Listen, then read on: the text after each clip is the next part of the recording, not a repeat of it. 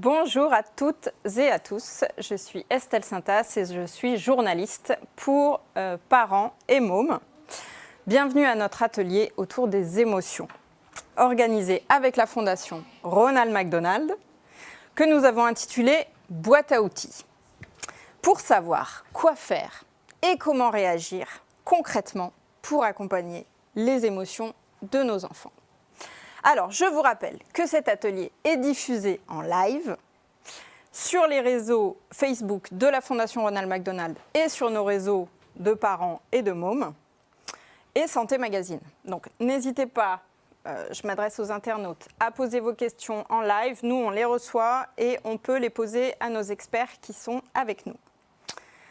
Alors, ces experts, pour nous aider à y voir plus clair, nous avons avec nous Catherine Emlé-Périssol. Vous êtes psychothérapeute et vous êtes l'autrice de nombreux ouvrages sur les émotions. On va en citer un seul, mais vous pourrez en citer d'autres à la fin. Moi, j'ai retenu « Émotion quand c'est plus fort que lui » aux éditions Le Duc. Nous avons aussi avec nous Jean-Michel Guret. Bonjour. Bonjour. Et vous êtes aussi psychothérapeute. Vous avez fondé un centre où on enseigne une technique qui s'appelle l'EFT, pour Emotional Freedom Technique. Super anglais. Donc si on traduit, c'est une technique de libération émotionnelle. C'est ça. C'est ça. Très bien. Du coup, vous allez nous expliquer un petit peu après exactement en quoi ça consiste. Sur le plateau, nous avons aussi la chance d'avoir 3 créatrices de contenu. Donc vous êtes concrètement des parents, des mamans en l'occurrence, et vous êtes engagés bénévolement auprès de la Fondation Ronald McDonald, dont vous relayez régulièrement les informations. Donc, je vous présente, on a Frédéric, qui a un compte qui s'appelle Maman de Ouistiti. On a Emma, qui a un compte qui s'appelle Le Carnet d'Emma, tout simple. Et on a aussi Marine, et dont le compte s'appelle Mummy Chamallow. Voilà, donc n'hésitez pas aussi, si jamais au sein de cet atelier, vous avez des questions qui vous viennent, voilà, c'est libre. On prendra des questions en live et on prendra aussi des questions. Et puis peut-être aussi qu'on va vous utiliser un petit peu comme cobaye. Donc préparez-vous voilà, pour montrer l'EFT. Je me tourne vers Catherine pour poser la première question. Quand notre enfant est traversé par une émotion, en l'occurrence, on ne parle pas d'émotion négative, mais une émotion qui le bouleverse, par exemple la tristesse, la peur, la colère. Nous, en tant que parents, on peut se sentir très démunis, on l'a vu, mais on a cette tendance à vouloir l'apaiser et à dire des choses comme « ce n'est rien, ça va passer ». Et si ça continue, il peut arriver qu'on s'énerve parce qu'en fait, on voit notre enfant qui se met dans tous ces états et du coup, ça nous énerve. Ma question, c'est est-ce qu'il y a des mauvaises façons de réagir face aux émotions ? Alors, je ne les qualifierais pas de mauvaises, je les qualifierais volontiers de fausses bonnes. C'est-à-dire qu'il n'y a absolument aucun doute sur le fait que le parent, à l'instant où il intervient, est animé des meilleures intentions du monde. Calmer un enfant qui s'énerve, rassurer un enfant qui s'agite, consoler un enfant qui pleure, tout ça est vraiment animé, mais d'un immense bon cœur, et les parents ont la conviction d'agir pour le bien-être de leur enfant. Alors, si on veut être un peu plus attentionné dans ce qui se passe réellement, en l'occurrence chez le parent, c'est agir pour que ça s'arrête. Oui. Voilà. Et donc, on peut se poser la question de, mais pour qui le parent intervient-il ? Est-ce qu'il intervient véritablement pour que l'enfant retrouve son équilibre ? Donc, officiellement, oui, mais intérieurement, nous savons que cette habitude qui consiste à, je prends l'exemple de la peur, rassurer un enfant qui a peur,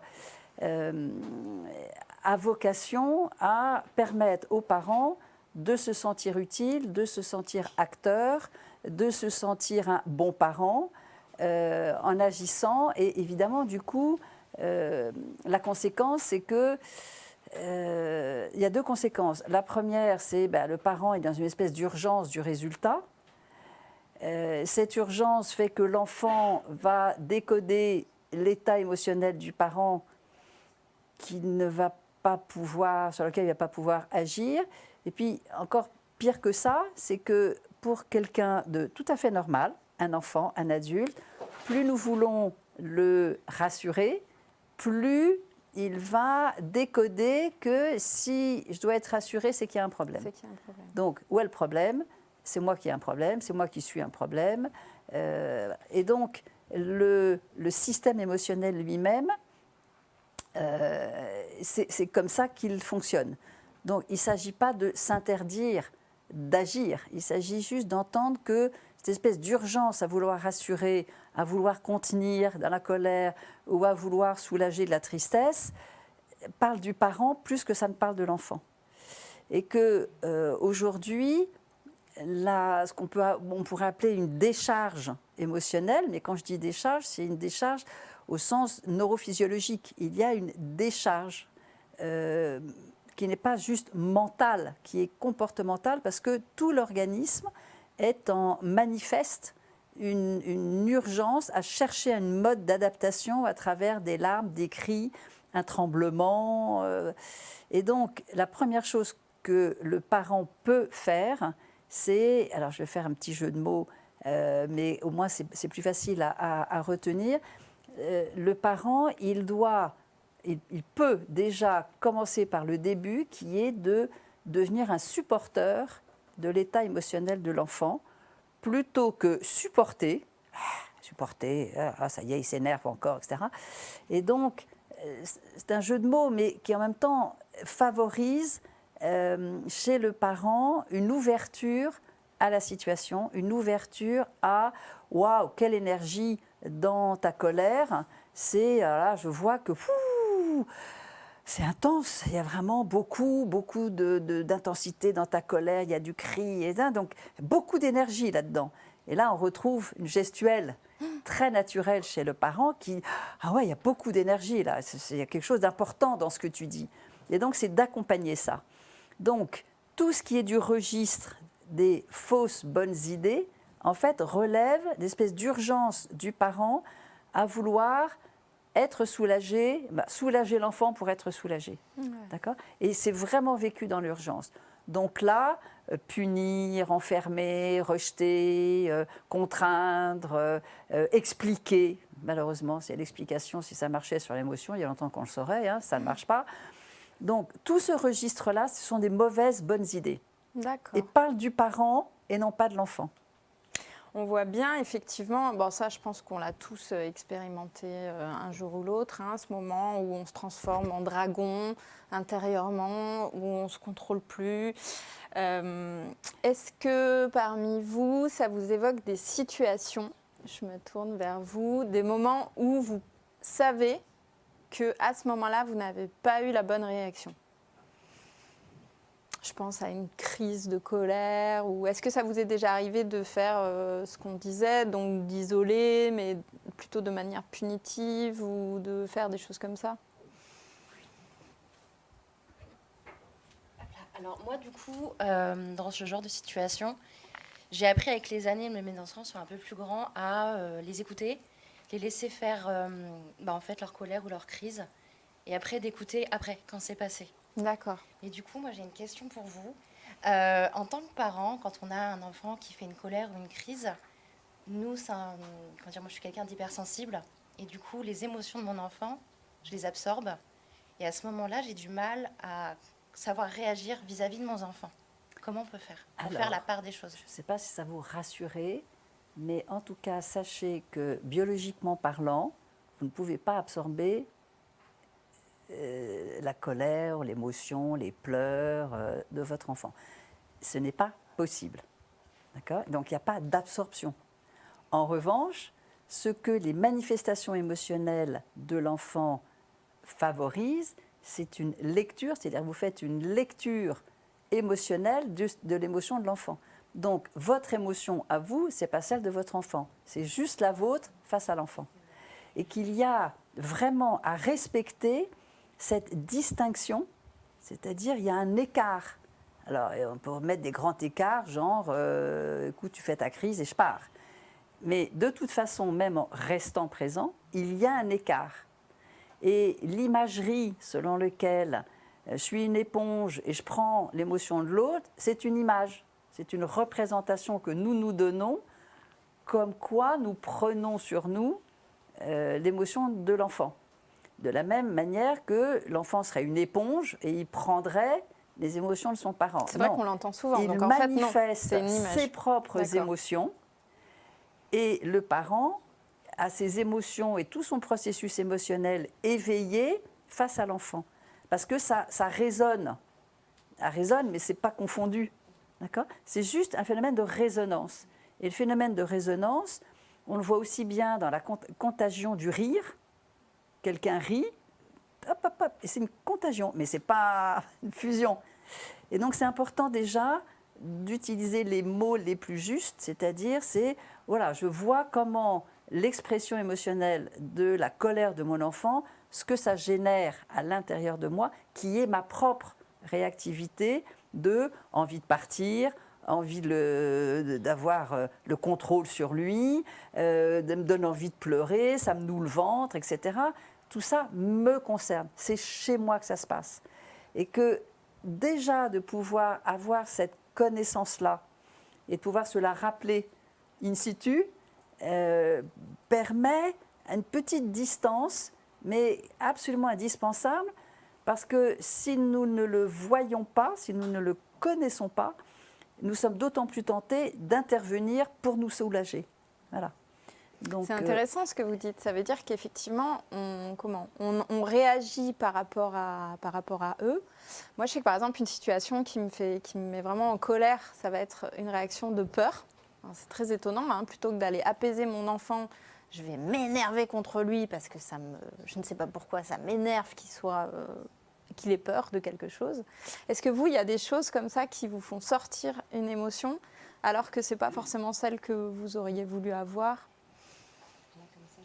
Non, vous n'en avez pas. Moi, j'en ai avoir une. J'ai ma fille qui, les soirs après l'école ou les activités, en plus on arrive sur une fin de période, qui a énormément de mal à gérer la fin de journée. C'est-à-dire qu'elle elle exprime sa fatigue par les pleurs. Ah oui. Les pleurs, la crise. Et elle me le dit, je ne peux pas faire autrement. Là, j'ai besoin, je ne sais pas ce qui se passe, il faut que je pleure. Alors au tout début, les premières fois, t'es en fin de journée, t'en peux plus non plus, c'est là, mais c'est bon, ça me saoule là. Et toi, t'as qu'une envie, c'est d'exploser. Et maintenant, j'ai appris qu'en fait, je lui dis, bah vas-y, t'as besoin, lâche. Et ça calme le truc, mais vachement plus vite. Et donc le fait, moi, voilà, quand elle était dans un mal-être de fatigue, de devoir lâcher par l'émotion les pleurs, moi, au contraire, ça m'énervait au départ. J'avais qu'une envie, c'est que ça s'arrête. Et ça m'est arrivé de péter un plomb. Bon, péter un plomb, c'est un gros mot, mais de lui dire, peu trop fort, stop. Chose que j'ai appris à changer. Et maintenant, je lui dis, bah vas-y. Alors, généralement, elle vient et elle me fait un câlin. Et elle se met à pleurer au mode câlin. Je dis, bon, bah vas-y, prends, fais le câlin, j'accompagne ton émotion. Et ça, c'est un travail. Mais elle a 9 ans. Hein. Je le faisais pas il y a 6 ans. C'est ça, c'est être supporter, un peu comme c'est être supporter. Tout à fait. C'est exactement ça. Et le terme supporter, je l'ai... Ouais, on va le noter dans notre tête. Frédéric, vous aviez aussi une petite anecdote. C'était pas une situation qui m'énervait, ce qui m'énervait, c'est de ne pas réussir à arranger une situation. Oui. C'est-à-dire un moment de colère où j'intervenais pour essayer de calmer le truc, sauf que je mettais de l'huile dans le moteur et que je relançais la machine et je relançais la machine. Et on apprend, en fait, on observe. Et moi, ça m'énerve. Alors du coup, comme je m'énerve, mais c'était moi donc je m'énervais. Hein. Donc maintenant, je le sens arriver, parce qu'il y a des mimiques, il y a des situations où on sait que ça va arriver. Les 15 jours avant les vacances, on sait. Donc on fait profil bas. Moi, je dis souvent que je suis un roseau. Donc je plie. Et après, j'attends, je casse pas, je reviens. Mais laisser faire et arriver après pour calmer. Parce que sinon, enfin, moi, c'était tout le temps ça. Et du coup, j'alimentais, parce que comme je m'énervais, donc j'étais plus vive à vouloir calmer, alors que c'était exactement l'inverse. Ouais, qu'il fallait faire. C'était Alors, complètement- c'est intéressant ces deux situations-là. Je vais vous demander donc à nos deux spécialistes comment. Alors, déjà, je trouve que vous avez des réactions étonnamment incroyables. Franchement, bravo, merci. Moi, j'en suis pas à ce stade-là voilà. C'est très bien. Et on apprend, on est dans une période. Oui. C'est ce que je disais tout à l'heure avec une autre intervenante, c'est que je pense qu'on est la génération entre les deux. Mm. On a eu toutes les émotions qui n'étaient pas, ou en tout cas selon les parents, pas autant écoutées que maintenant. Et nous, on apprend à ce qu'on veut peut-être pas faire.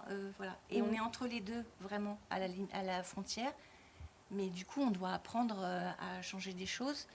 Et on est très à l'écoute. Enfin, en tout cas, je pense qu'on est une génération de parents à être à l'écoute d'être consciente qu'on n'a pas forcément les bons outils et qu'on veut apprendre à les avoir. Oui, Donc on apprend à être parent et on apprend à avoir des outils qu'on n'a pas de façon innée forcément. oui, qu'on n'a pas forcément eu. Et justement, comment est-ce qu'ils auraient pu réagir? Je me tourne vers vous, Jean-Michel. Qu'est-ce que là, par exemple, dans une situation, moi je pense surtout à comment, voilà, il y a les vacances qui approchent, on a cette espèce de, toute la journée d'école dans les pattes pour notre enfant. Qu'est-ce qu'on peut faire concrètement dans une situation comme ça? Alors, on peut faire déjà tout ce qu'on a appris ce matin, parce que tout ce que j'ai entendu était vraiment très très approprié. Ce qu'on a entendu, c'est que d'abord, il n'y a pas de bonnes ou de mauvaises émotions, mais les émotions, c'est la vie, l'élan vital, disait Catherine, que l'émotion est corporelle. Et on a beaucoup, les intervenants ont beaucoup parlé du corps. Oui. Et en fait, l'enfant, ce n'est pas un adulte en réduction, c'est-à-dire que ça ne sert à rien d'essayer de lui dire « mais pourquoi tu fais ça ?» Parce qu'en fait, il n'a pas les structures cérébrales pour réguler ses émotions. Et comme le cerveau du haut, le néocortex, n'est pas encore mature et ne permet pas de réguler le cerveau émotionnel qui est le cerveau limbique, eh bien, il est nécessaire de passer par le corps. Et donc, en fait, toutes les techniques psychocorporelles vont être intéressantes. Saverio parlait du fait de chanter. Chanter, ça développe justement le nerf vague et le tonus vagal, c'est-à-dire la capacité à réguler ses émotions. Ça peut être une très bonne chose. Après, il y a plein d'autres méthodes psychocorporelles. L'EFT est l'une d'entre elles. Donc, c'est une méthode qui consiste à stimuler des points d'acupuncture. Alors, on peut l'utiliser de manière très très simple. Il suffit juste de connaître quelques points et de commencer à les stimuler. Et notamment, un point important, c'est le point qui est sous les clavicules. Et ce qui est étonnant d'ailleurs, c'est que quand on a peur, par exemple, on a tendance à faire « Ah !» et stimuler ces points-là. Et donc, en fait, qu'est-ce qu'on peut faire? Déjà, commencer ensemble. Alors, le parent, souvent, le parent va réagir, parce que les pleurs de l'enfant peuvent déclencher, peuvent connecter de manière inconsciente le parent avec un trauma qu'il a vécu au même âge. Et donc, quand on a des parents qui, des fois, pètent les plombs, comme vous disiez, c'est inconscient le processus, il n'a pas envie de le faire, mais tout d'un coup, il y a quelque chose qui se joue et ça y est, c'est le débordement. Donc, première chose, mais hyper simple à faire, c'est stimuler là. Stimuler ce point-là qu'on appelle le point d'urgence. Alors, je fais attention au micro, on le trouve, il est juste sous les clavicules par rapport à la ligne médiane à peu près à 4-5 cm. Et on peut stimuler comme ça. Alors, on peut le stimuler avec deux mains, avec une seule main, avec le poing fermé, avec la main ouverte, un petit peu comme on veut. C'est très facile à faire. Et déjà, ça permet aux parents de commencer à calmer. On peut associer ça avec le souffle, comme on a vu tout à l'heure dans l'atelier. Je fais en même temps pour voir si ça fonctionne. Et l'idée, c'est je commence à me calmer. Et après, si on connaît un peu plus de points, on va pouvoir en stimuler. Il y en a sous les bras, il y en a sous la poitrine, il y en a sur les mains, il y en a sur le visage. On pourra éventuellement en détailler ça tout à l'heure. Alors moi, déjà, ce que je voudrais savoir, c'est déjà comment ça fonctionne. Parce que cette méthode, je l'ai découvert il y a quelques années. Et j'avoue que la première fois que j'ai vu ça, je me suis dit, mais qu'est-ce que c'est que ce truc un petit peu foufou? Moi, pareil. Voilà, je pense que tous, quand on l'a vu. Est-ce que vous pouvez nous expliquer comment ça fonctionne, par quels canaux ça passe? Est-ce qu'on a des études là-dessus? Alors, il existe à peu près 200 études qui ont été réalisées d'une manière scientifique, qui sont publiées dans des revues prestigieuses à comité de relecture. Comment ça marche? C'est en fait un peu le problème, parce que c'est une sorte de millefeuille. Ouais. Et en fonction de ce qu'on regarde, on va avoir des explications.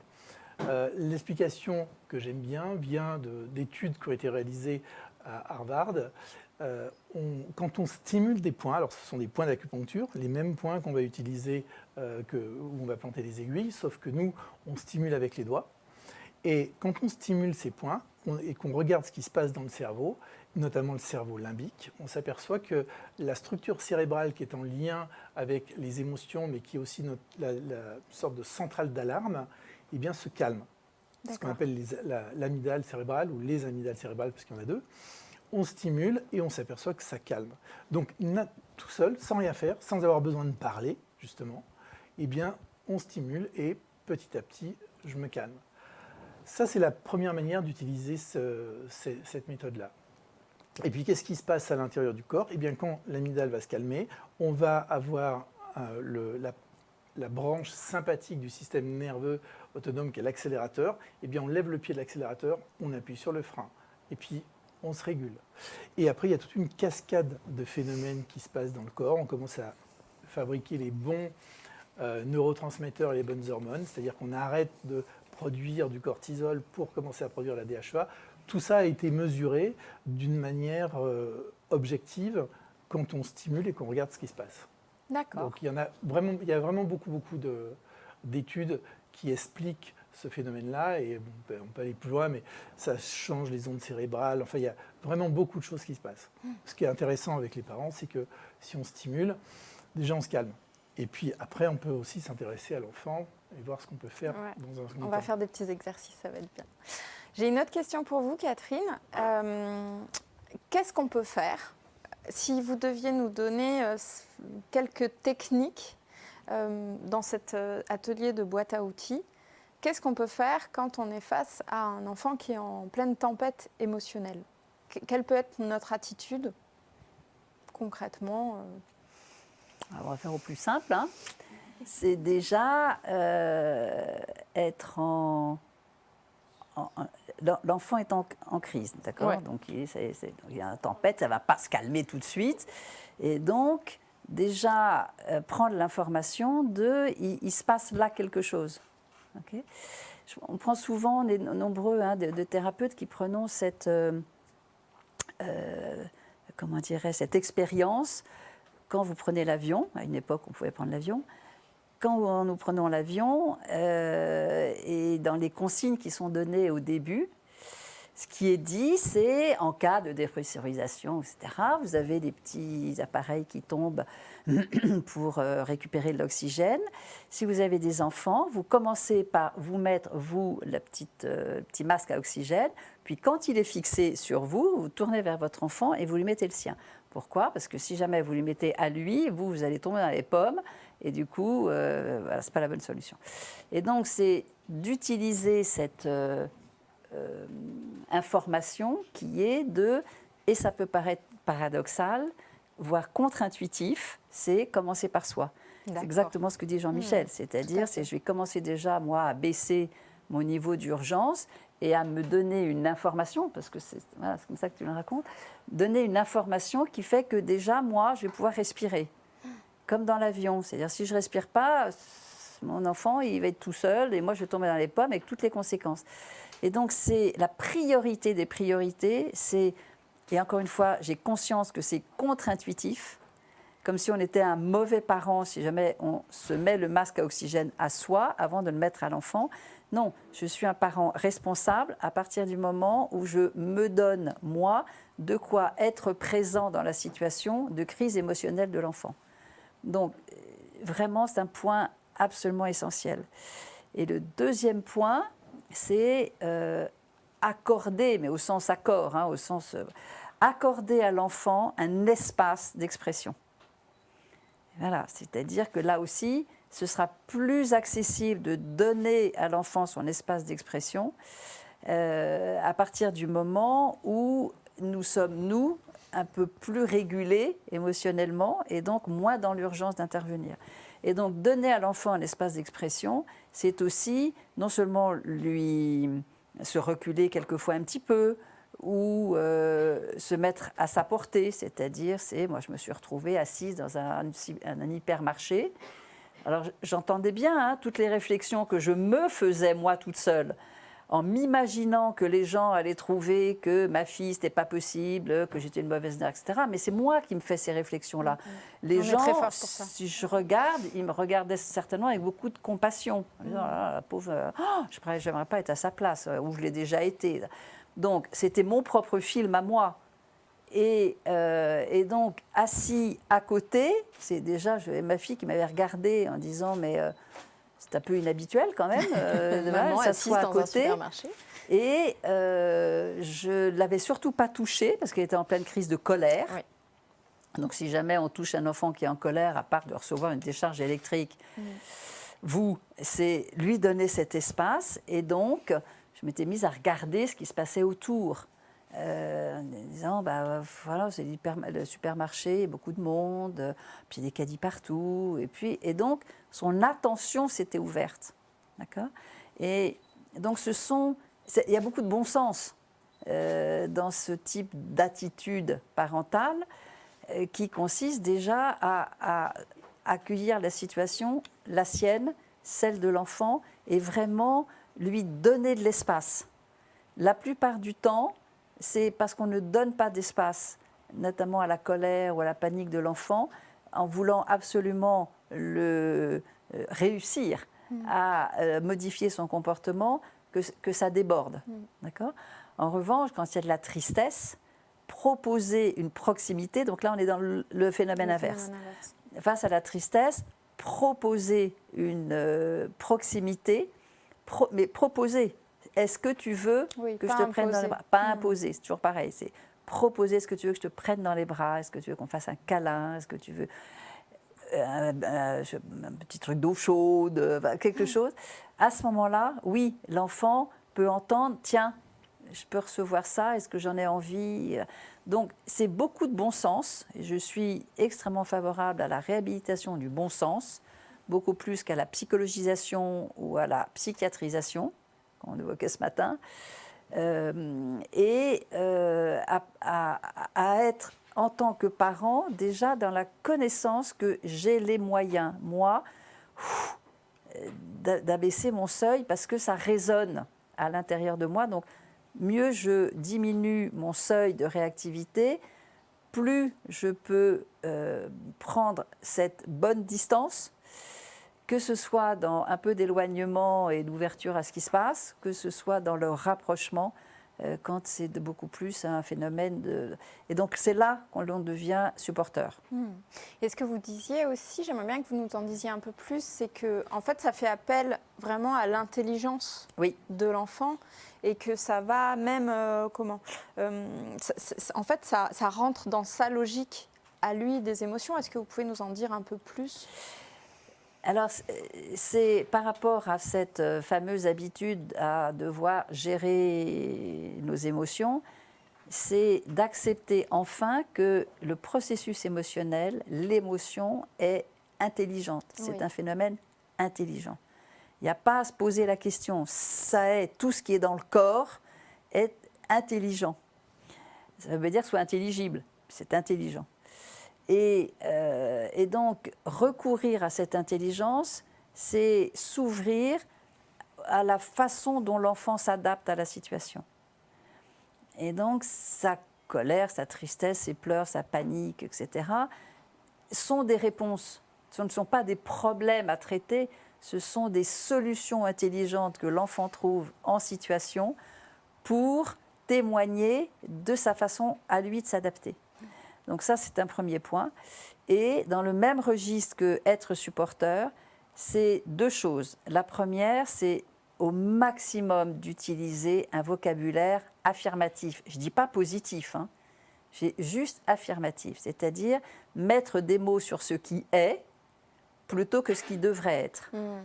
Et ça, c'est un langage qui est presque à rééduquer. Nous avons tellement l'habitude de pointer du doigt ce qui n'est pas, ce qui manque, ce qui est perdu, plutôt que mettre le doigt sur ce qui est et mettre l'attention sur ce qui est, sur ce qui existe vraiment. Et donc, les parents peuvent éduquer leur enfant à mettre des mots et du sens sur ce qui est, plutôt que sur ce qui n'est pas. Donc ça, c'est déjà un point extrêmement important, c'est je te vois en colère, c'est ce que je vois. Je ne vais pas me raconter que c'est autre chose. Je te vois en colère. Je te vois triste. Je te vois. Et donc, le lien, il se fait là. Et c'est de reconnaître que cette tristesse, cette agitation, elle vient lui dire quelque chose de lui. Pas de moi en tant que parent, mais de lui. Et donc, ça fait partie de ses ressources. Avoir peur est une ressource. Évidemment, dit comme ça, c'est bah non, c'est pas bon. Si, la peur est une ressource. Pourquoi ? Parce qu'elle invite l'enfant à se poser la question de qu'est-ce que je fais dans cette situation ? J'ai peur d'aller à l'école. Super ! Donc, grâce à ta peur, tu es en train de te poser la question d'un désir que tu ne nommes pas, de te sentir en sécurité à l'école. Génial. Qu'est-ce que tu fais déjà ? Qu'est-ce que tu peux faire ? Et à commencer toujours par le début. Mais qu'est-ce que tu fais déjà pour te sentir en sécurité à l'école ? Je vais voir tel copain, je peux demander à la maîtresse, je veux voir la nounou. Enfin, voilà. OK, donc tu fais déjà ça.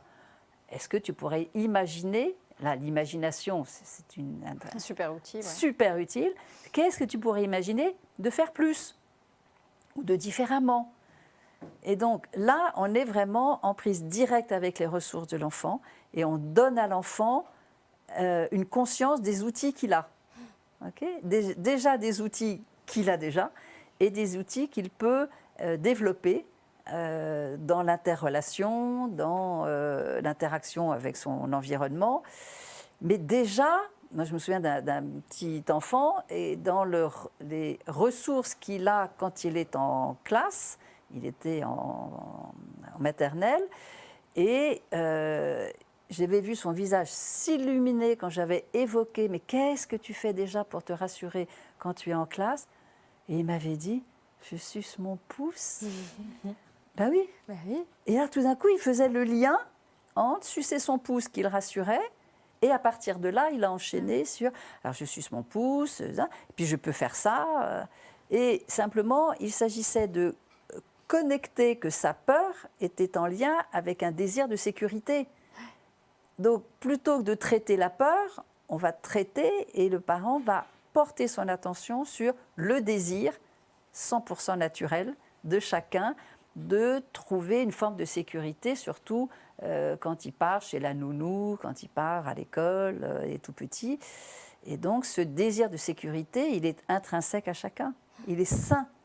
Et donc, la peur stimule chez l'enfant son désir de se mettre en sécurité et de trouver, pas tout seul, mais de trouver des moyens de répondre à son désir de sécurité. D'accord. Je vous voyais hocher la tête tout à l'heure. Je me dis que peut-être vous avez des choses à dire sur ce sujet. Ça vous évoque quelque chose ? Moi, j'ai deux petits garçons qui étaient... alors, moins pour le... Et encore, parce qu'on a après une fâcheuse tendance à comparer en se disant que lui, c'était plus, que lui, c'était moins. Mais l'école, pour mon aîné, a représenté en maternelle quelque chose de très éprouvant. Puis au fur et à mesure des personnes avec qui il était, comment on l'accompagnait, ça commençait à se dénouer. Et puis arrivé la primaire, là c'était changement d'école qui était juste à côté. Les écoles, il la voyait, c'était côte à côte. Mais n'empêche, il y avait un inconnu énorme, enfin un monstre comme ça. Et le premier jour de son CP, c'était l'arrivée. Je pense que je le dis à chaque fois et j'en ai déjà parlé, donc que tout le quartier a dû nous entendre et savoir, à se demander si j'étais pas en train d'enlever mon propre enfant parce qu'on ne savait pas que c'était le mien. Il est rentré à l'école, alors tout de suite, et il n'y a pas eu les mêmes mots d'accompagnement, d'accueil, etc. La maîtresse, quand je suis arrivée à l'école, m'a demandé si elle pouvait le prendre pour l'accompagner, mais pas me le tirer. C'est quelque chose qui avait déjà été fait dans le passé avec d'autres personnes. Donc elle l'a pris, mais vraiment pour le... Et elle lui a demandé. Donc il ne voulait pas me quitter, mais il était d'accord pour qu'elle le prenne. Donc j'ai laissé après, j'ai passé le relais à la maîtresse. Et je me suis partie, et même qui le sait, jusqu'à la mi-journée, parce que je suis allée faire des courses et je suis tombée sur la maîtresse dans le quartier, parce qu'on y habite. Et elle m'a dit, vous inquiétez pas, tout va bien. Ça a demandé un tout petit truc, et elle l'a en fait écouté, elle l'a laissé aussi pareil À un moment, tu veux venir? Non. Tu veux venir? Non. Oh ouais. Et il est venu, il est sorti à 4h30 et il m'a dit « Ouais, mais en fait, maman, tu sais quoi? C'est trop cool le CP. » Et à partir de là, alors il y a eu en fonction de la forme, de la fatigue, etc., il y a eu des petits moments, grains de sable, tel ou tel jour, un déménagement d'un copain, etc. Mais j'ai vu les deux facettes. Et là, on regarde, on fait « Ah ouais ». Et on se dit tout est une question d'accueil et de compréhension et d'accompagnement. Et ça change tout. Donc, et là, son frère était pareil, un peu anxieux. Mais moi, je savais que parce qu'il était dans cette école-là et parce qu'il allait avoir le même accompagnement, je n'ai pas eu l'appréhension que j'ai eue pendant 2 semaines avant la rentrée pour le CP. Donc, j'ai aussi dû alimenter le truc. Et là, je savais que ça allait arriver. Donc, j'ai attendu que ça arrive et c'est arrivé. Bon, Il n'y a super aucun doute témoignage. que vous avez alimenté. Ah bah c'est sûr. Non mais c'est sûr, c'est comme la colère quand j'essayais de le calmer. Enfin, ça. c'est évident. Bien sûr. Voilà. Alors, je me permets, on va prendre une petite question sur le Facebook Live parce qu'il y en a une qui est vraiment intéressante. On a une question de Amina qui nous dit « Comment reconnaître la limite entre laisser l'espace d'expression nécessaire à mon enfant et les règles à leur transmettre ? Par exemple, ne pas tout casser ou taper quand on est en colère. » Est-ce que vous auriez une réponse à lui faire sur Alors, la cette première limite? chose, c'est ces règles ne se rappellent pas pendant la crise. D'accord. Parce que l'enfant est envahi par son émotion et donc imperméable à tout rappel de règles. Donc ces règles, l'enfant peut se les approprier à froid, dans des circonstances, à travers des lectures, et il est beaucoup plus important, me semble-t-il, pour un parent d'ajouter que de priver. C'est-à-dire, tu ne peux pas tout casser. Qu'est-ce que l'enfant, avec le cerveau qui est le sien enfant, entend? Il entend une histoire de contrainte et une histoire de casser. Il ne sait pas faire le lien. Ça n'a pas de sens pour lui. Référer interdit de casser à une situation que lui a vécue, au cours de laquelle il a fait quelque chose qui a cassé sa petite voiture, sa poupée, ou je ne sais pas quoi, là, ça prend sens. Donc ça, c'est à froid. Après, à froid, on reparle à partir d'une situation expérimentée, concrète, oui. puisque l'enfant, il n'apprend les règles que par l'expérience de la règle. Et l'expérience de la règle, à partir de l'effet qu'a eu sur lui, ce qui lui est interdit. D'accord ? Et là, évidemment, on peut créer un lien d'expérience avec l'enfant et l'apprentissage prend sens. C'est vraiment la limite, puisque la personne parlait de limite, la limite de l'usage de l'explication. Et que les règles expliquées, quelle que soit la valeur intellectuelle de l'explication, ne peut pas être intégrée par l'enfant s'il ne fait pas l'expérience par lui-même vis-à-vis du rapport qu'il a avec les objets, par exemple. Ça ne prendra pas sens si ce n'est pas expérimenté, corporellement. Donc, on le laisse tout casser, on enlève le vase Ming auquel on tient énormément, et ensuite, on va reparler de cet incident en disant « Tu te souviens quand tu as balayé tous les papiers, que tu as donné des coups de pied partout ?» Voilà. Il y avait cette chose à laquelle je tiens et elle a été cassée. Je peux vous dire une chose, c'est que l'enfant, avant d'en arriver là, a monté crescendo et donc peut-être ne pas attendre qu'il y ait une telle tempête dans la pièce pour effectivement initier cet apprentissage du respect, en l'occurrence des objets, parce que ça va ne veut dire une tempête qu'à partir du moment où il a été interdit, empêché, interdit, contraint, etc., qui fait que ça va monter crescendo. Moi, j'avais un exemple là-dessus, c'est intéressant, c'est ma fille petite qui vraiment explosait à la fin des dessins animés. C'est-à-dire qu'on la prévenait, on lui disait ça va s'arrêter, voilà, le dessin animé s'arrête, on arrêtait le dessin animé. Évidemment, c'était nous qui arrêtions le dessin animé. elle explosait littéralement. Elle passait d'un état de transe à un état d'explosion totale. Donc voilà, ça me parle beaucoup. Hein. Vous aviez autre chose, Emma? Est-ce qu'on peut, par exemple, anticiper, on sait que les crises potentielles peuvent arriver de colère, et il y a besoin de les exprimer sur certains moments. Un enfant qui a tendance à prendre quelque chose pour le jeter ou taper sur un coussin. Est-ce qu'on ne peut pas, avant, leur dire, par exemple, là, on a le coussin de la colère. Et ils savent qu'ils ont cet outil-là à disposition. Et là, j'en peux plus. Là, j'ai besoin de tout sortir. Je prends mon coussin au lieu d'aller prendre le Vasming. Surtout le Vasming. Voilà. Surtout. Au lieu d'aller prendre, je sais pas, un truc auquel on tient, j'ai ce coussin-là pour exprimer ma colère et taper dedans. Et ça, on peut le faire en préalable ou on l'amène après avoir fait une crise? Le mieux, c'est que ce soit référé à une expérience. Donc on vit la première colère et de là, regarde, la dernière fois, il y avait eu ça, tu as eu ce besoin-là, moi je te mets cet outil à disposition quand ça revient. D'accord.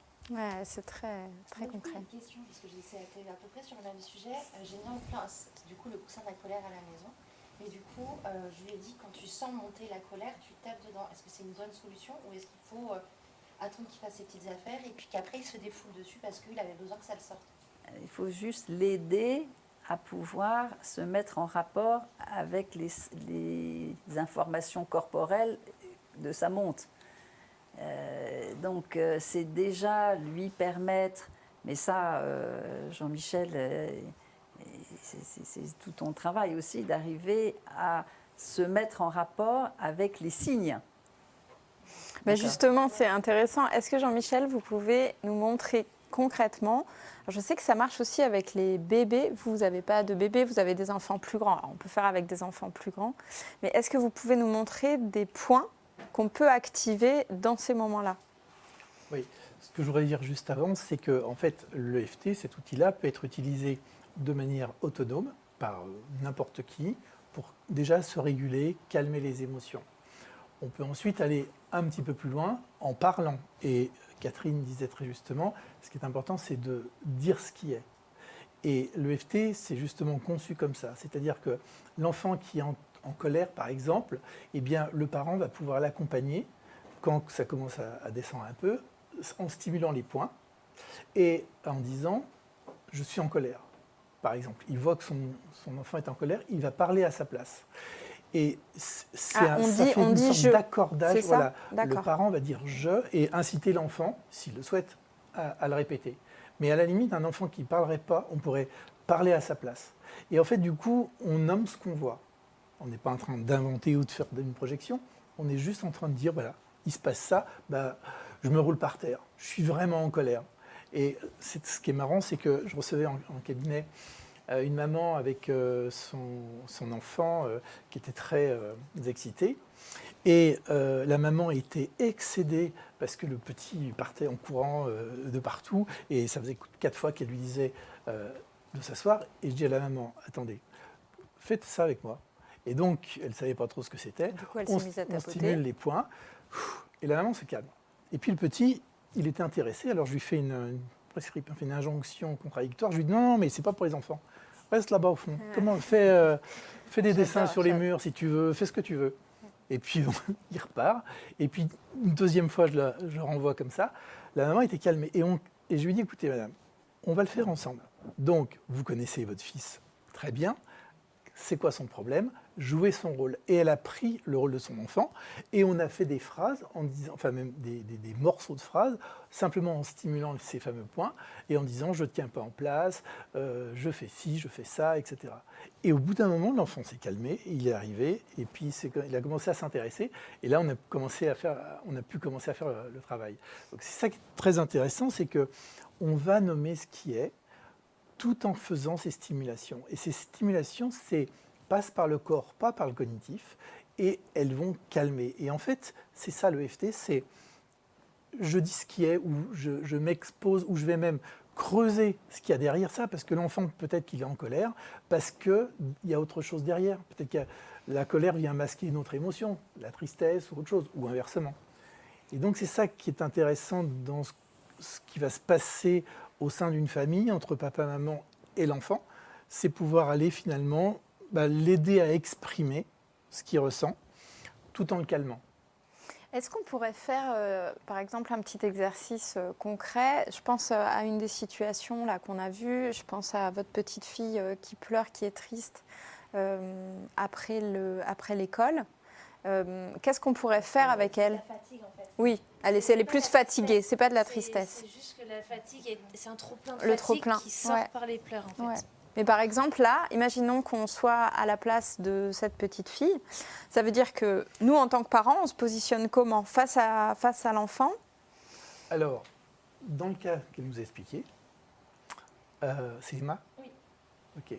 Dans ce que nous explique Emma, moi je ne ferai pas de FT. Je Pas de ferai ce qu'elle a FT. fait. C'est Ok. super. Ouais. En fait, On il accueille faut pas être l'émotion. un staccanoviste de cette méthode. On va utiliser le FT si c'est nécessaire, mais on parlait de bon sens. Je veux dire, l'enfant, il est là, on lui fait un câlin, Oui. et ça l'apaise, ça suffit.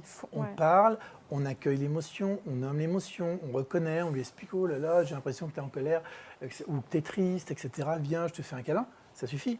Pas la peine de faire forcément le FT. Si ça perdure, si c'est un peu trop longtemps, après, il y a des points spécifiques. Celui-là, c'est la tristesse, par exemple. Qui te, Donc celui qui est à la au-dessus base de l'ongle du pouce. À Il est la base de l'ongle du pouce. par exemple. Ok. Donc la séquence de FT, c'est 15 points qu'on va venir stimuler. Comme je le disais au début, on peut le stimuler sans parler du tout. Et puis après, en nommant juste ce qu'on voit. Et déjà, le travail, il est énorme. On parlait de la peur d'aller à l'école. Un jour, je reçois une famille. La petite ne veut plus aller à l'école depuis 8 mois. Et ils ont vu des psys, ils ont tout essayé, le chantage, la négociation, les cadeaux, je t'achète, etc. Et en fait, ça ne marche pas. La petite, s'il la laisse, elle se roule par terre, elle hurle, c'est impossible. Une enfant de quel âge? Elle avait 6 ans, D'accord. 7 ans, 6-7 ans. D'accord. Et en fait, la maman explique, la maman parle beaucoup, hein, donc elle explique à la place de sa fille qu'elle a vécu une injustice, que la maîtresse l'a grondée, alors que c'est pas elle qui avait fait je sais pas quoi. Je me dis, la maîtresse, ça doit être un sacré dragon pour l'avoir terrorisée à ce point-là. Mais non, en fait, la maîtresse est plutôt bienveillante. Donc on ne comprend pas ce qui se passe. Et puis, au bout de 8 mois, eh bien, ils arrivent dans mon cabinet. Et la maman ayant terminé de parler, je regarde la petite et je lui dis, mais t'es d'accord avec ce que dit ta maman? Et elle dit, oui, elle m'a crié dessus. Je dis, ah, mais ta maîtresse, elle a une grosse voix comme ça? Bah oui, elle a une grosse voix. Alors je lui dis, bah, fais comme moi. Et puis on commence à stimuler un point là. Et puis ensuite, elle m'a crié dessus. Elle a vraiment une grosse voix. Elle a une très très grosse voix. Elle m'a fait très très peur. Elle a vraiment une grosse voix. Et on arrive sur ce point-là. Alors, bizarrement, ce point, il est en lien avec la peur. Et là, elle me dit, c'est fini. Alors, franchement, ça faisait 30 secondes qu'on avait démarré. Je lui dis, mais qu'est-ce qui est fini? Elle me dit, j'ai plus peur. Ah, waouh. Alors, imaginez la tête de la mère. Hein. Enfin, moi, je le connais. Et la maman Mais elle si, t'as regarde peur, et mais moi, si. je lui dis, mais comment ça, t'as plus peur? Et puis, je m'avance un peu, je lui fais, t'as plus peur de la maîtresse avec sa grosse voix? Et puis, elle me regarde, elle me fait, et toi non plus, tu me fais pas peur. D'accord. Ok. Je lui dis donc, si tu n'as plus peur, qu'est-ce que tu fais demain? On devait être le mercredi. Eh bien, je vais à l'école. Alors, je crois que sa maman, elle n'en venait pas. Ben, moi non plus, d'ailleurs. Et je lui dis, mais quand même, dites-moi s'il y est allé. Et effectivement, elle a repris l'école. Alors, qu'est-ce qui s'est passé? Franchement, on n'en sait rien. C'est fou. Mais C'est le fou. truc, c'est Ouais. que voilà, ça s'est libéré. Et cette semaine, on est toujours sur les peurs. Je relisais les fiches que nous envoient nos stagiaires. Et il y a une maman qui a une petite fille qui a été diagnostiquée au potentiel et donc qui est très sensible. Je ne vais pas dire hypersensible parce que ce matin, Saverio nous a dit qu'il ne fallait pas le dire. Donc, hautement sensible. Et les deux parents font de l'escalade et la petite, qui a 4 ans, veut faire de l'escalade. Alors, elle a commencé à en faire. Elle montait jusqu'à 3-4 mètres et puis elle s'est bloquée. Et depuis 6 mois, elle ne dépasse plus 1,70 m. Pourtant, elle a envie d'y aller. Mais dès qu'elle monte et qu'elle dépasse le niveau de la tête de son papa, eh bien, elle commence à paniquer, blocage complet.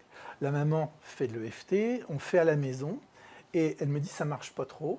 en fait, elle est allée directement devant le mur, au pied du mur, ce qu'elle veut dire, pour faire de l'EFT. Et la petite, en 2 rondes, elle remonte à tout en haut. Et j'ai des photos, je vous les ai amenées si ça vous intéresse, mais on voit une toute petite fille tout en haut du mur. Elle est arrivée au sommet. Elle est arrivée au sommet. Et en fait, elles ont fait des phrases en nommant ce que la petite ressentait. J'ai peur que la corde casse, j'ai peur que papa lâche la corde, etc. etc. Donc c'est quasiment contre-intuitif comme méthode au début, parce qu'on a plutôt tendance à faire l'inverse, Ouais. c'est-à-dire à essayer de rassurer, quelque part de nier, alors que là c'est l'inverse, on accueille. Et donc forcément on va dire du négatif. Et souvent ça déstabilise les parents qui découvrent la méthode, parce qu'ils se disent « mais je ne peux quand même pas dire ça à mon enfant ». Mais pourtant si, c'est ce qu'il a dedans. Donc là, on l'aide à le ressortir. Et c'est pour ça que c'est vraiment très très intéressant cette méthode qui s'apprend globalement en 30 secondes et demie, puisqu'il suffit d'identifier 15 points sur le corps. Il y en a un qui est au sommet du crâne, au début des sourcils, au coin des yeux, sous les yeux, sous le nez, sous la bouche, sous les clavicules dont on parlait. Il y en a un sous la poitrine, sous les bras, et puis sur les mains. Et par exemple, si on voulait faire un petit exercice pratique, imaginons un parent qui est très anxieux. Voilà, on est anxieux, c'est notre nature. Qu'est-ce qu'on peut se dire? Est-ce que du coup, on va se dire, je suis très anxieuse? Mais une fois qu'on a dit, je suis très anxieuse, voilà. Alors, je ne sais pas si vous voulez faire... Moi, je veux bien. Moi, je fais le cobaye. Allez, je suis Ok. quelqu'un, je suis très anxieux. D'accord, qu'est-ce qui se joue là, par exemple? Alors, j'ai très très peur De quoi? de... Il faudrait que j'ai peur d'un truc. J'ai peur, on en parlait ce matin, j'ai peur des attentats. Voilà. J'ai peur des attentats, j'ai très peur des attentats. Donc là, je tapote Donc, et je répète déjà, cette phrase. Alors, on fera un petit travail avant. Vous avez peur des attentats comment? Est-ce que c'est une peur... Parce que je pense que tout le monde a peur des attentats. Oui, parce que si on n'a pas peur des attentats, c'est bizarre quand même. Oui, donc Ouais. on ne va même pas le traiter, ce Ouais. genre de choses. C'est une peur saine. Oui, la peur, c'est vrai, on a Non, dit, il n'y a pas de faudrait une mauvaises peur. émotions. Non, il hein. faudrait une peur qui est. J'ai peur quand je monte en voiture, alors qu'il n'y a pas de raison d'avoir peur. Si on le fait Ça. par rapport aux enfants, par exemple, j'ai peur que mon enfant, je ne sais pas, tombe à l'école. Oui. C'est toujours la même chose. Est-ce que c'est une peur normale ou est-ce que c'est une peur irrationnelle, débordante? Si c'est une peur normale, on ne touche pas. Si c'est une peur irrationnelle, qu'est-ce qui se passe? Est-ce qu'il est déjà tombé? Ah oui, il est tombé, il s'est fait très très mal, ça aurait pu être grave. Ok, donc dans ce cas-là, plutôt que de dire... alors, la phrase qu'on fait en EFT, c'est « même si », et on va parler du problème. Donc, même si j'ai peur que mon enfant tombe à l'école, je m'accepte tel que je suis. Et après, on va venir stimuler des points. Plutôt que de faire ça, il serait plus intelligent de se dire « ok, alors, repensez au moment où votre enfant est tombé ». Pourquoi? Parce que la peur, elle découle d'un événement qui s'est passé. Donc là, ça va être plus facile. Je vais y repenser et en tant que parent, je vais me dire, je le revois. Ah, il est là, il est par terre, et puis je vois du sang qui coule, par exemple. Ok, ça c'est l'image la pire. Et juste quand on y pense, ça fait monter l'émotion. Donc là, je vais faire, même si je revois cette image de mon enfant et que je ressens toute cette peur dans mon corps, je m'accepte tel que je suis. Et donc, par exemple, on va le faire ensemble. Vous voulez? Parce que j'ai peur. Ah, c'est le- Ah non, mais c'est vrai, ça me Ok. parle. Je suis en train de Alors, très bien. ressentir un truc, c'est parce qu'en fait, il est tombé en trottinette, mon plus jeune, une première fois, alors que je tenais la trottinette. C'est juste qu'il a fait un soleil parce que la trottinette s'est coincée dans un rebord. Et j'étais là, hein, et donc je l'ai vu tomber, et il est tombé, il s'est blessé, le nez a saigné, machin. 6 D'accord. mois après, il a fait un abcès sur la dent en question qu'il fallait l'arracher. Donc, il était en petite quand section. vous Et il repensez, a refait une deuxième chute et rebelote sur l'autre, donc 2 dents arrachées, avec 6 mois d'intervalle. Et d'accord. donc, là, justement, ça me parle parce que l'autre fois, il m'a dit, parce qu'on peut accompagner les sorties de classe, il m'a dit, non, mais en fait, tu sais, ça ne me dérange pas si tu ne m'accompagnes pas, parce qu'en fait, je ne me rends pas compte, mais quand il fait des trucs, je fais... Et l'autre fois, il On l'a a fait tous fait. du cirque, parce qu'il est très... tout ça, machin. Il fait du cirque, et donc j'ai pu... le prof nous avait invités à regarder les premiers cours pour que les enfants prennent confiance, etc. J'ai fait exactement l'inverse. Vous avez fait tout le cours comme non, ça. mais tu sais, ils avaient la grosse boule de cirque, et puis il disait courez dessus, vous attrapez, vous montez dessus. Donc il a fait son truc, il a couru dessus, et moi je vais... Mais je me suis entendue. Je fais, ça va pas être bon. Et la prochaine fois, non mais tu sais maman, la prochaine fois tu peux rester dans le vestiaire. Je suis d'accord. Alors, Et pour les sorties, il m'a dit, t'es pas obligé de... Parce que moi j'ai envie de pouvoir sauter, monter sur le petit truc, et pas que tu me dises, non mais reste là. Donc, on va faire Quand- l'exercice parce qu'il ne nous Ouais. reste que 4 minutes. Donc, Ok. on va essayer. alors, quand vous repensez aux 2 accidents, lequel est le pire? Le premier, enfin, ouais, non, le premier. Ok, fermez les yeux 30 secondes, et puis vous vous repassez le souvenir dans votre tête. Quand vous êtes sur une image qui vous déclenche de l'émotion, vous dites stop. J'y suis. Ok, vous ressentez quoi? Ça m'a eu peur, j'ai eu mal, j'ai paniqué. En fait, parce que Non mais là maintenant, Ah, là, quand vous revoyez cette image, qu'est-ce que vous ressentez? la panique. Où ça dans votre corps? Sur les mains et sur la bouche. C'est fort de 0 à 10? 0 c'est rien La et bouche 10. c'est 8, je suis en train de trembler. Ok, alors ouvrez les yeux, regardez-moi. Je vais démarrer tout de suite.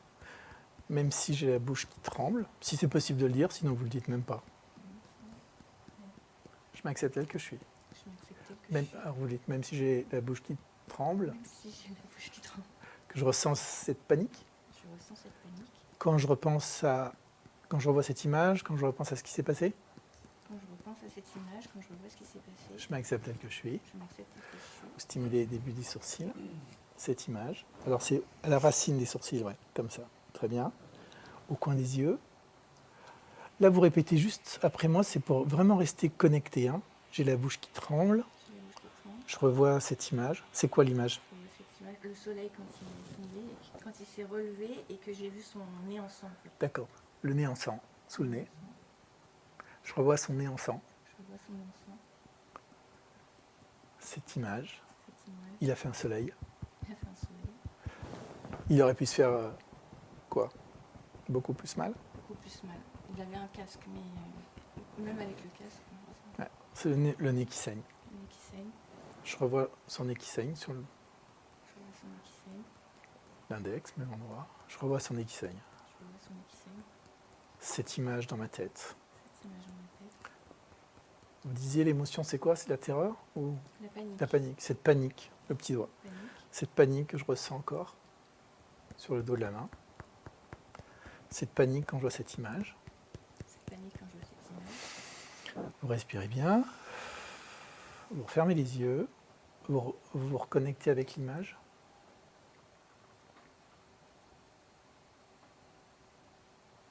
Qu'est-ce que ça fait?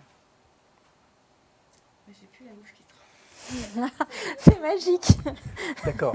Alors, en fait, c'est pas magique. C'est juste le processus qui fait que je me réexpose. Alors, c'est pas fini. Il faudrait y revenir complètement pour que ça change.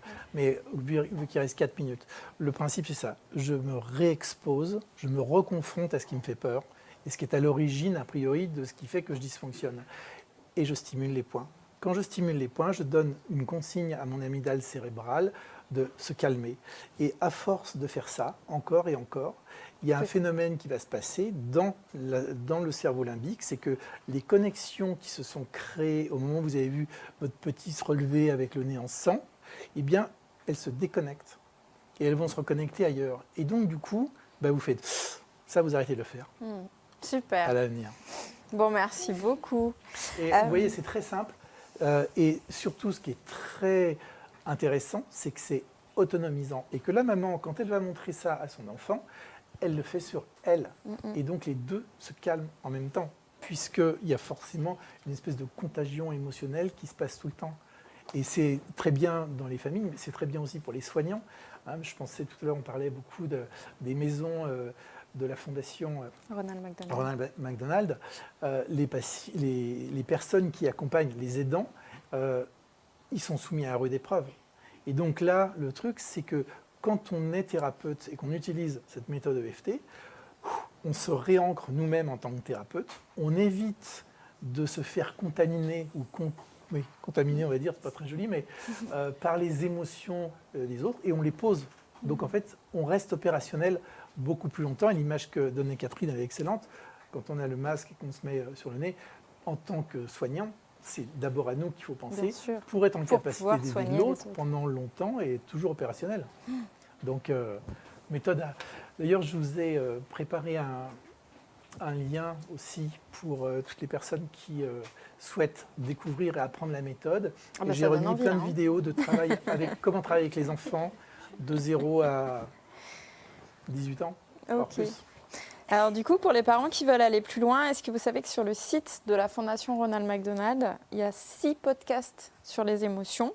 Donc il y a Bienvenue à Bratagada Park. On suit les aventures de Tom et son cousin Sacha en vacances. Donc ça permet de mieux comprendre la tristesse, le dégoût, la surprise, la joie. Moi, je les ai écoutés, je suis fan. Voilà, c'est super chouette.